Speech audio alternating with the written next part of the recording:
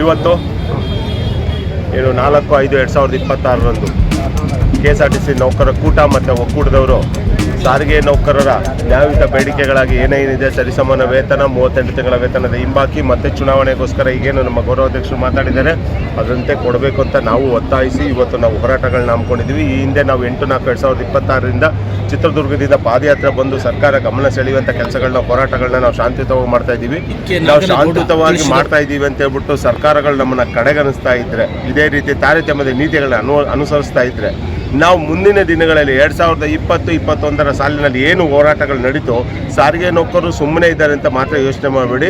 ಇದು ಸಾರಿಗೆ ನೌಕರು ಒಂದು ರೀತಿ ಕಲ್ಲಿದ್ದಲಿದ್ದಂಗೆ, ಹತ್ಕೊಳ್ಳೋದು ತಡ, ಹತ್ಕೊಂಡ್ಬಿಟ್ರೆ ಪೂರ್ತಿ ಬೂದಿ ಆಗಂಗೆ ಅವ್ರ ಕೆಲಸಗಳನ್ನ ಅವ್ರು ಮಾಡಿಬಿಡ್ತಾರೆ.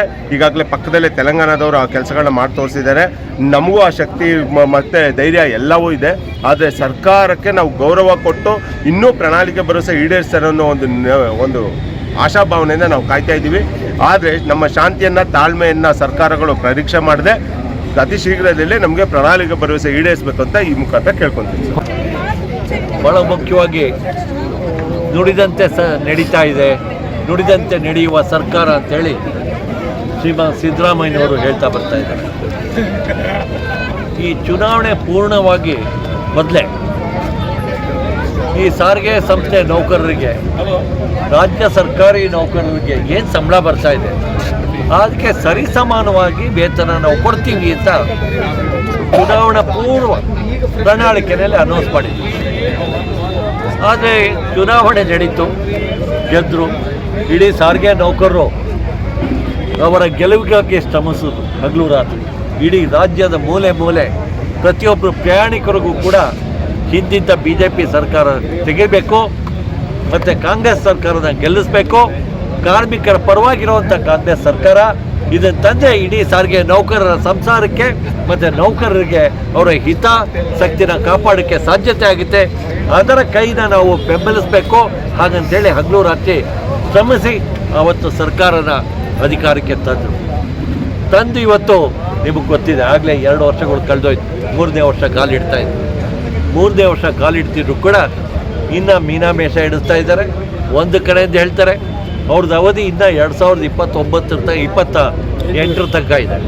ಅಲ್ಲಿ ತನಕನೂ ಟೈಮ್ ಇದೆಯಂತ ಅವ್ರಿಗೆ ಗೊತ್ತಿಲ್ಲ.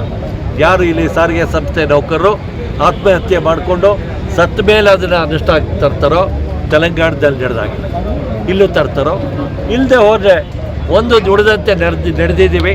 ಮತ್ತು ಇವತ್ತು ತೆಲಂಗಾಣ ನಮ್ಮದೇ ಆದಂಥ ಸರ್ಕಾರ ಅಲ್ಲಿದೆ.